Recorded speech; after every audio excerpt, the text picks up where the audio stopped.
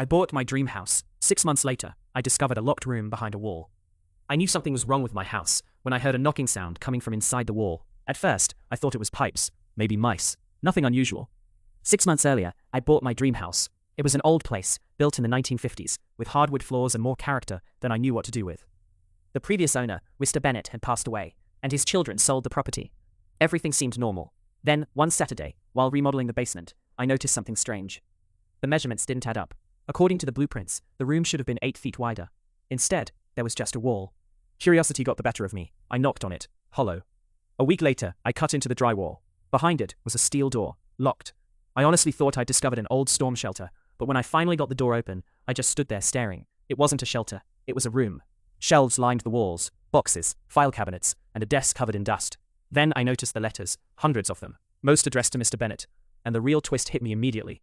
These weren't love letters, they were bank statements, investment records, property deeds, and documents showing accounts worth millions of dollars. Millions. But what shocked me most was a journal. Mr. Bennett had written in it for 20 years. Apparently, he had become wealthy through investments after selling his business, but according to his own writing, his children only visited when they wanted money. He believed they cared more about his wealth than about him. So he secretly moved most of his assets into trusts and charitable foundations, and he documented everything. He even wrote, "If you're reading this, then my children sold the house before bothering to understand it." I couldn't believe it. At first, I considered contacting the family immediately, but something felt wrong, so I hired an attorney. And that's when things became even stranger. Most of the assets had already been donated, but several accounts had never been claimed because nobody knew they existed. The attorney tracked down Mr. Bennett's will, and sure enough, there were instructions hidden in a sealed document. The money wasn't for his children, it was for scholarships and veterans' charities. The family had never bothered to finish probate, they simply sold the house and walked away. The biggest surprise came months later. Mr. Bennett's oldest daughter contacted me. She cried when I showed her copies of the journal. Apparently, she hadn't spoken to her siblings in years. She was the only one who regularly visited him, but she'd been cut out by the others during the estate process.